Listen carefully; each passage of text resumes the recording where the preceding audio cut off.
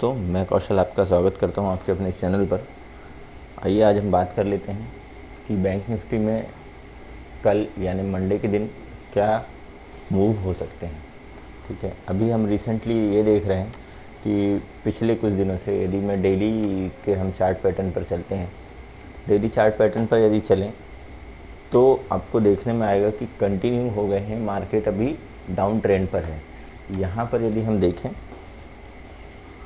तो कंटिन्यू आपको यहाँ पर जो दिख रहा है, ठीक है, मैं आपको ड्रॉ करके बताता हूँ। ठीक है, यहाँ पर आप जो देखेंगे ये सारे आपके जो हाई लगे हैं, हाई लगे हैं, हाई लगे हैं, ये आपके लो लगे हैं, लो लगे हैं, लो। ठीक है, ये आपके लोअर हाई लगते जा रहे हैं और ये आपके लोअर लो लगते जा रहे हैं। दैट मीन्स ये कि मार्केट अभी जो है वो डाउन ट्रेंड में है। ठीक है, अब ये जो मार्केट इस साइड डाउन ट्रेंड में है, अब यहाँ पर हमको देखने पर आ रहा है कि मार्केट के लिए एक जो लेवल बन चुका है वो मार्केट का एक इम्पॉर्टेंट लेवल बन चुका है 38,000। ठीक है, ये मार्केट के लिए बहुत इम्पॉर्टेंट लेवल है। यदि मार्केट इस लेवल को सस्टेन करके ऊपर साइड जाता है तो आपको ऊपर साइड अच्छी रैली देखने में आएगी, मगर यदि इस लेवल को सस्टेन करना ना करते हुए, क्योंकि अब मार्केट है इसके नीचे और ये रेजिस्टेंस के जैसे बिहेव करेगा। ठीक है, अब मार्केट यदि यहाँ से वापस आ जाता है और एक स्पेसिफिक लेवल को तोड़ता है तो वहाँ से आपको नीचे साइड के मूव अच्छे देखने के लिए मिलेंगे। उसके और कुछ भी रीज़न है, वो भी हम डिस्कस कर लेते हैं।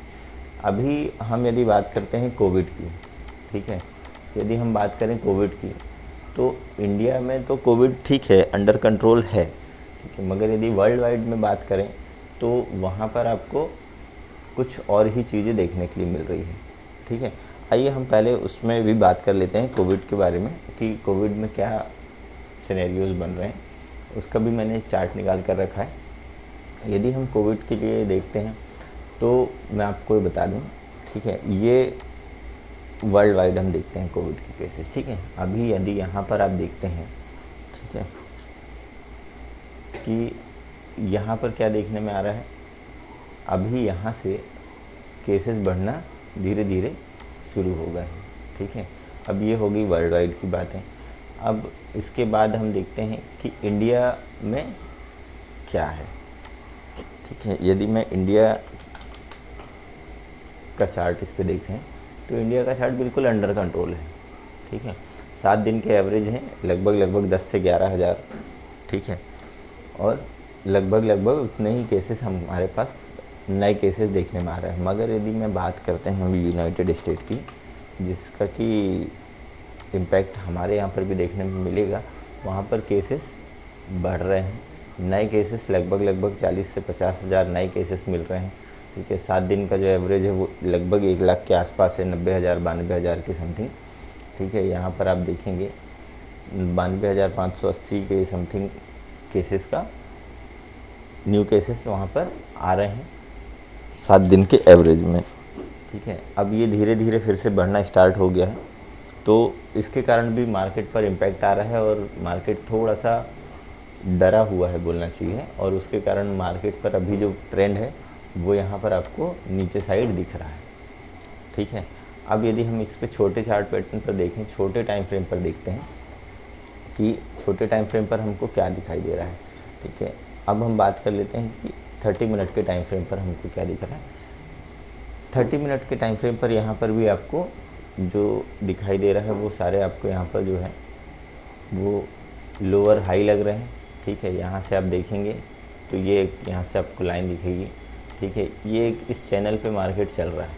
ठीक है, अब इस चैनल पर मार्केट चल तो रहा है। अब यदि बात कर लेते हैं, इस चैनल पर मार्केट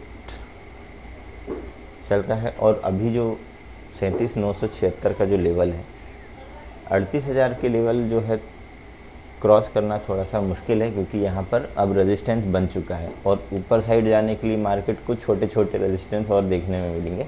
जैसे यदि हम बात कर लेते हैं कि कहाँ रेजिस्टेंस हो सकता है, सबसे पहला तो 38,000 के आसपास का एक रेजिस्टेंस लेवल आएगा उसको। ठीक है, यदि मार्केट इसके ऊपर सस्टेन करता है तो यहाँ 100 पे रेजिस्टेंस दिख रहा है। यहाँ से एक स्विंग हाई बना हुआ है, यहाँ से मार्केट पर रिवर्सल आया था, यहाँ से आया था, यानी 38 100, फिर 250, फिर लगभग 400, ठीक है, ये जो है ये सारे के सारे जो है वो रेजिस्टेंस लेवल हैं। ठीक है, अब यदि मार्केट मान लीजिए नीचे आता है तो मार्केट को नीचे आने के लिए यहाँ पर उसे सपोर्ट अभी बहुत कम नज़र आ रहे हैं। अब आपको जो सपोर्ट दिखाई देगा वो आपको सिर्फ और सिर्फ राउंड फिगर्स वाले ही सपोर्ट दिखाई देंगे, जो कि 37,500 तक आ सकता है मार्केट। ठीक है, यदि मान लीजिए मार्केट यहाँ से नीचे आता है तो 37,500 ये एक लेवल बनकर आ रहा है जहाँ तक मार्केट आ सकता है। यदि मार्केट उसको भी ब्रेक कर देता है तो पॉसिबिलिटीज़ हैं कि 37,000 तक मार्केट आ जाए। ठीक है, मगर ऐसे नहीं कि मार्केट ऐसे आ जाएगा, ऐसे नहीं आएगा। मार्केट धीरे धीरे धीरे धीरे डाउन ट्रेंड दिखाते हुए ही आएगा। ठीक है, अब हम बात करते हैं कि ऑप्शन चेन पर हमको क्या दिखाई दे रहा है। ठीक है, ऑप्शन चेन पर यदि हम देखते हैं तो ऑप्शन चेन पर चलते हैं। अब ऑप्शन चेन में हमको जो दिखाई दे रहा है वो उसकी बात कर लेते हैं। ऑप्शन चेन के अकॉर्डिंग हालांकि अभी जो डेटा है उतना सफिशिएंट नहीं है कि हम ऑप्शन चेन के बेसिस पर किसी डिसीजन पर पहुँचे, बट फिर भी हम देख लेते हैं। 38,000 में सबसे ज़्यादा जो है ये कॉल राइट हो चुके हैं, जो कि लगभग 15 लाख के आसपास हैं। और यदि ये हमारे लिए एक रेजिस्टेंस होगा, ठीक है, 38,000 का, अब 13 लाख के आसपास जो है वो पुट भी राइट हुए हैं। ठीक है, उसके बाद यहाँ पर आप देखेंगे तो पुट में जो डेटा है वो बहुत कम दिखाई दे रहा है।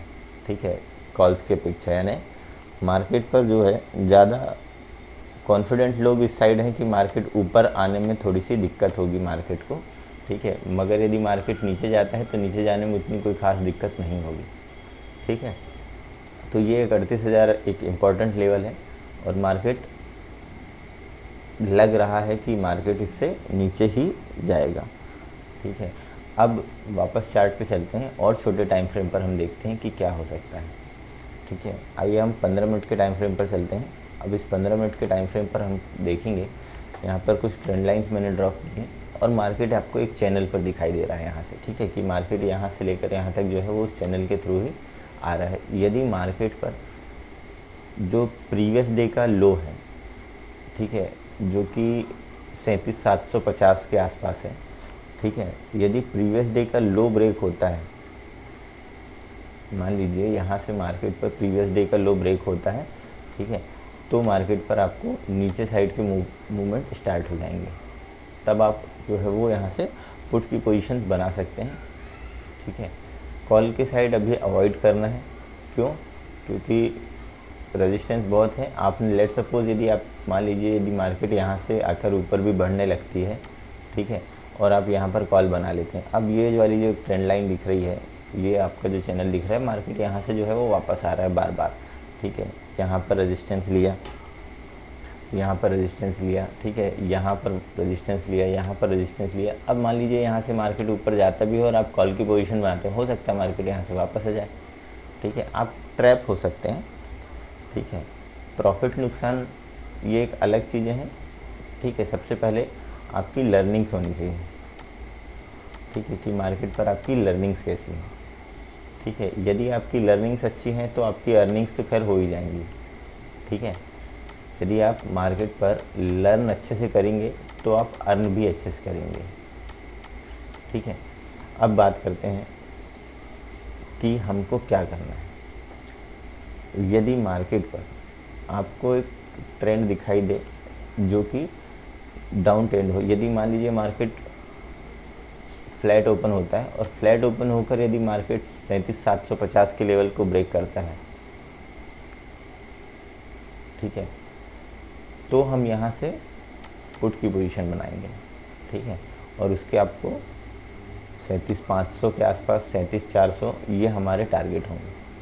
ठीक है, अब यदि मान लीजिए मार्केट जो है फ्लैट ओपन होकर ऊपर जाने लगता है, तो जब तक कि 38,150 या 38,200 इस लेवल को क्रॉस ना करे तब तक आपको कॉल की पोजीशंस नहीं बनानी है। ठीक है, तब तक हम कॉल को अवॉइड करेंगे। क्यों? क्योंकि सेंटिमेंट्स वगैरह वो नेगेटिव हैं। ठीक है, अब यदि मान लीजिए बहुत बड़ा गैप अप ओपन हो जाए या बहुत बड़ा गैप डाउन ओपन हो जाए, ठीक है, क्यों? क्योंकि लगभग 2 से 3 दिन के बाद मार्केट ओपन होगा, तो मार्केट को उस दिन छोड़ दीजिएगा या फिर थोड़ी देर ऑब्जर्व कीजिएगा। ऑब्जर्व कीजिएगा मार्केट। उसके बाद रियल टाइम पर जो भी आप डिसीजन लेना चाह रहे हैं, यदि मान लीजिए बहुत बड़ा गैप डाउन ओपन हो जाए और मार्केट फिर यहाँ से आपको रिवर्सल दिखाने लगे, तब आप एक कॉल की पोजीशंस ले सकते हैं, यदि मार्केट पर बहुत बड़ा गैप डाउन हो जाएगा तो, ठीक है। अदरवाइज़ अवॉइड कर सकते हैं, ठीक है। अब उसके बाद हम बात कर लेते हैं कि मार्केट पर आपको ये जो हमने बात कर लिया, यदि बहुत बड़ा गैप डाउन हो गया या गैप अप हो गया तो आपको अवॉइड करना है, ठीक है। अब बात करते हैं कि FII और DII की क्या एक्टिविटीज़ हुई हैं। FII और DII की एक्टिविटी यदि हम देखें तो FII अभी यहाँ पर जो है वो कंटिन्यू सेल किए हुए हैं, जिन्होंने लगभग 3,930 करोड़ रुपए की सेलिंग की है, ठीक है। उसके अगेंस्ट पर DII ने 1885 करोड़ रुपीस की बाइंग की है, जो कि इसके लगभग आधी है। अब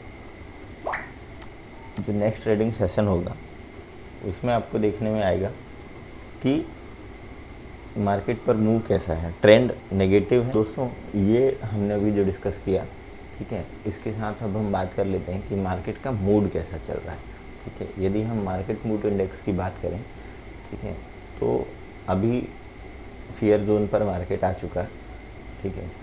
इसमें आपको क्या करना है, यदि आप पोजीशंस लेते हैं कि अच्छे वैल्यू बाइंग वाले स्टॉक्स आप खरीद सकते हैं, ठीक है। ये वाला जो टाइम होता है, यदि मार्केट फियर जोन या एक्सट्रीम फियर जोन पे, ये टाइम होता है इन्वेस्टमेंट के लिए, ठीक है। यदि मार्केट आपके नीचे आ गया है तो आप इन्वेस्ट कर सकते हैं, ठीक है। बेस्ट वैल्यू वाले स्टॉक्स आप खरीदें, ठीक है, इन्वेस्ट करें, ठीक है। और उसके लिए सिंपल सा एक ऑप्शन है, मैं डिस्क्रिप्शन में एक लिंक दे दूँगा, ठीक है। यदि आप स्टॉक सिलेक्ट नहीं कर सकते हैं, ठीक है, तो स्मॉल कैश मैंने बना कर रखा हुआ है, ठीक है। इस स्मॉल कैश के अकॉर्डिंग आप रेडीमेड जो लिस्ट है उसके अकॉर्डिंग आप जो है स्मॉल कैश में कुछ चुनिंदा स्टॉक्स की लिस्ट बनी हुई है, आप चाहें तो SIP कर सकते हैं या फिर एक बार में ही इन्वेस्टमेंट करना चाहें तो इन्वेस्टमेंट कर सकते हैं, ठीक है। तो दोस्तों मिलते हैं फिर किसी नेक्स्ट वीडियो पर, तब तक के लिए जय हिंद।